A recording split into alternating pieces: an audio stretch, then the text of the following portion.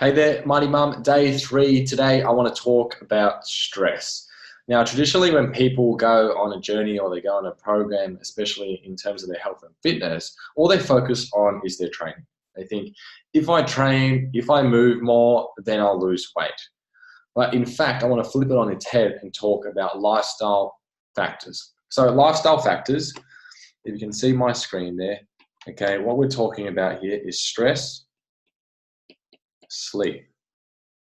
Okay, now a lot of people ignore the fact about stress and ignore the fact about sleep and how important it is on your journey. So today I want to specifically focus on stress. Tomorrow I'm going to talk about sleep. Now, traditionally when clients come into our program, the first thing we focus on is their stress. Okay, now first of all, you need to understand what stress is. Stress is a physiological response, and you might have heard the term fight or flight. Now, back in the day when we were hunters and gatherers, and we would need this stress response in order to run away from a tiger or to hunt and kill. But nowadays, in today's day and age, stress comes in a different form, and it's more emotional rather than physical. We get stressed by social media. We get stressed by other colleagues. We get stressed by our partner. We get financial stress.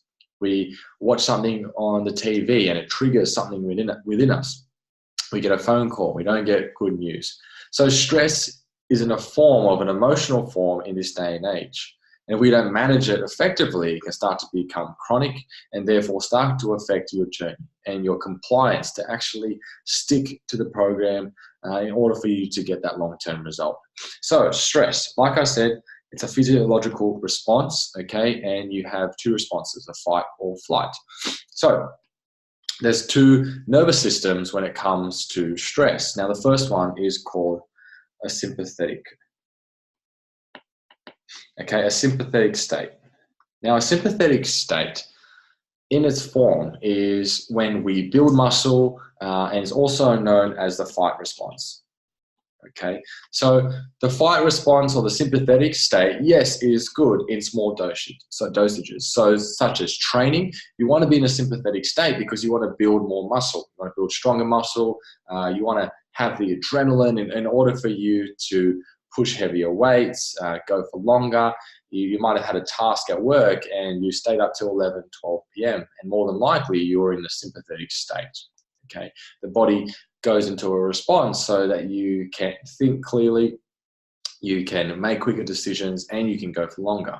Now, the sympathetic state, yes, I said, is important, but we do not want to live there. Okay, if we're constantly in a sympathetic state, we're constantly stressed, we're constantly triggered by everything, partner, financial stress, when we're driving, when we listen to music, whatever it is, we are constantly triggered. Now, the other state I want to talk about is the parasympathetic state.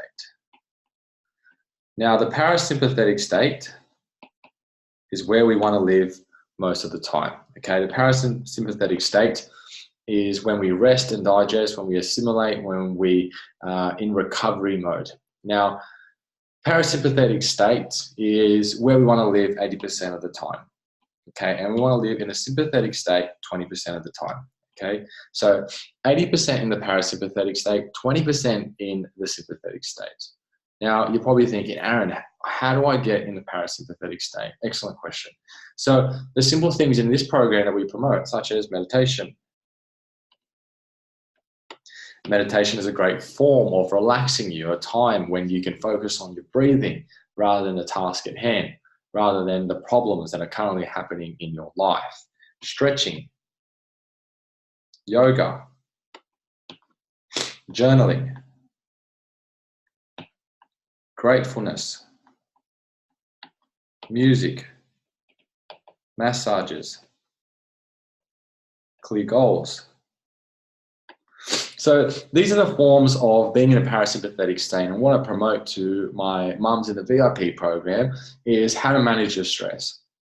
In the life of a mum, it's very easily to be triggered because you're not getting enough sleep, so therefore you don't have energy, and it's less likely to be able to control your emotional state. Now, with stress, this coincides to your nutrition and training. Now, if you're constantly stressed and your cortisol levels are elevated, now you've heard that term before, cortisol. Cortisol is good because it causes us to wake up naturally in the morning. But if cortisol is constantly elevated, then it starts to affect your sleep, your energy, your motivation, your drive, your ability to be compliant to the program that you're currently on. So understanding stress is the first thing, but then putting practical tips in place in order for you to constantly be in a sympathetic state to move to a parasympathetic state. And you want the skill and the ability to chop and change. You want the ability to build the habit of, yes, I want to go to a sympathetic state, or yes, I want to come back to a parasympathetic state. So my question to you is, after what I've identified today, where are you currently at, and where do you sit most of your time? Do you sit in a sympathetic state? Do you sit in a parasympathetic state? The more parasympathetic we are, the less likely we're going to have problems with our sleep, problems with our energy, our motivation, our drive, and our ability to stay compliant to a program. So I hope that helps you today, understanding stress. That's the surface level of understanding stress. And obviously, if you want to find out more, please reach out to the group or reach out to me, and I'll be able to help you understand stress a lot more. But once again, thanks for tuning in. Write down notes so you continue to educate yourself, but not only that, educate your kids as well. Have a great day.